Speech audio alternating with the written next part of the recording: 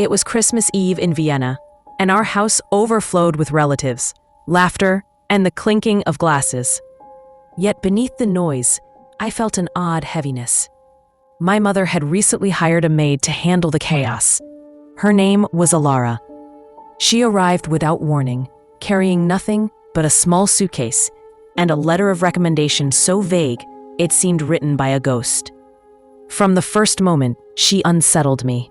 Her movements were too quiet, almost rehearsed. She never joined in meals, never spoke unless spoken to. Her pale eyes lingered too long, as if she were memorizing the shape of my existence.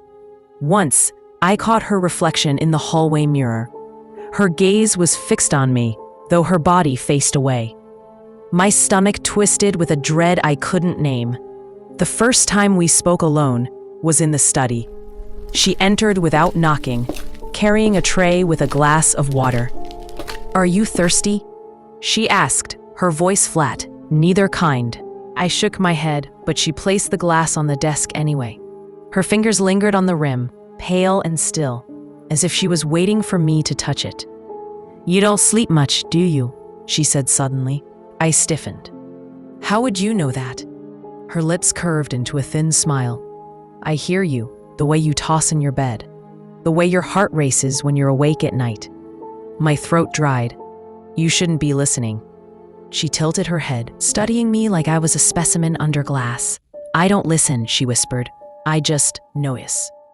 The silence stretched. The ticking clock was deafening. Finally, I forced myself to say, "You make me uncomfortable." Her smile widened just slightly, but her eyes never warmed.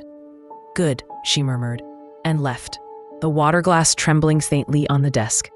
That night, I left the lamp burning, certain the light would keep her away. I lay awake, staring at the ceiling, every muscle tense. But sometime past midnight, the door creaked. Again. Through the mirror across the room, I saw her, Alara, standing in the doorway. She stepped inside, barefoot, her movement too smooth, as if she weren't walking but sliding across the floor. Her eyes caught the lamplight, glowing faintly, like glass catching fire. "Why do you fight sleep?"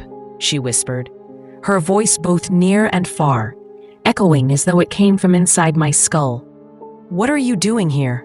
My voice cracked, barely a sound. She leaned closer, bending in unnatural angles, lowering her face toward mine until her pale eyes filled my vision. "I want to know," she murmured, her breath cold against my skin.